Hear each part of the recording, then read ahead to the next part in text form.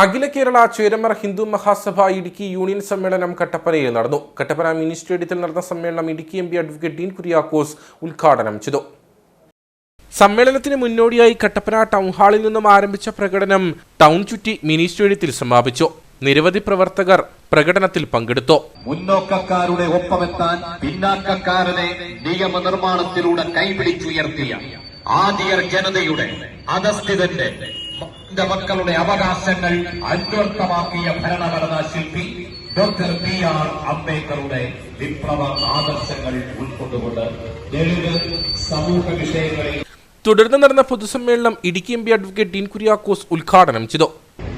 കേരളത്തിന്റെ നവോത്ഥാന മുന്നേറ്റത്തിന്റെ സാന്നിധ്യമായിരുന്ന മഹാത്മാ അയ്യങ്കാളിയുടെ പാദകൊണ്ട് പ്രവർത്തിക്കുന്ന സംഘടനയാണ് ഹിന്ദു ചേരമർ മഹാസഭ. തീർച്ചയായും നമ്മുടെ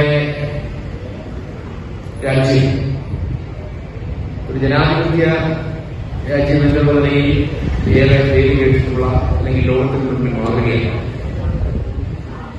ഇന്ന് ഈ വിധത്തിൽ നമ്മുടെ നാട് നിലനിൽക്കുന്നതിന് ആധാരമായിട്ടുള്ളത് നമ്മുടെ ഭരണഘടന തന്നെയാണ്. അതങ്ങനെ അവിടെ നിലനിൽക്കുന്നിടത്തോളം നമ്മൾ ഈ കാണുന്ന യാഥാർത്ഥ്യങ്ങളൊക്കെ ഈ രാജ്യത്തുണ്ടാവും. അതിനെ എപ്പോഴൊക്കെ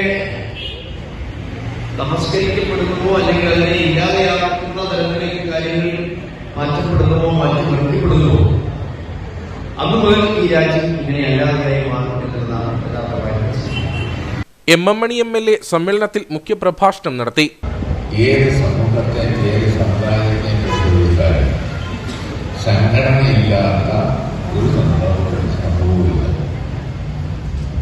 അത് സവർണ ആധിപത്യമുള്ളവരാണെങ്കിലും അധസ്ഥിതരാണെങ്കിലും അടിച്ചമർത്തപ്പെട്ടവരാണെങ്കിലും സാമൂഹികമായി പിന്തള്ളപ്പെട്ടവരാണെങ്കിലും എല്ലാം ഈ പ്രതിസന്ധി നേരിടുന്നുണ്ട്. അതുകൊണ്ട് സമൂഹമാകെ ഇങ്ങനെ വിവിധ വിഭാഗമായി സമുദായ സംഘടന മതസംഘടന വിവിധ വിഭാഗം വിവിധ വിശ്വാസ പ്രമാണങ്ങളെ അടിസ്ഥാനപ്പെടുത്തി നിൽക്കുമ്പോൾ പിന്തള്ളപ്പെട്ട സമൂഹം നിങ്ങളുടെ ശബ്ദം കേൾക്കണമെങ്കിൽ നിങ്ങൾ സംഘടിച്ച് ശക്തരാകുന്നല്ലാതെ കോമഡിയില്ല. അതുകൊണ്ട് നിങ്ങളുടെ സംഘടന കൂടുതൽ ശക്തമാക്കണം എന്നാണ് എന്റെ വിവിധമായ പറഞ്ഞു. ജില്ലാ പ്രസിഡന്റ് പി.കെ. പ്രസാദ് അധ്യക്ഷത വഹിച്ച യോഗത്തിൽ നേതാക്കളായ V S. Sasi, A K. Sajeev, Sunil T. Raj, Gokul Biju, Akhil Suresh എന്നിവർ സംസാരിച്ചു.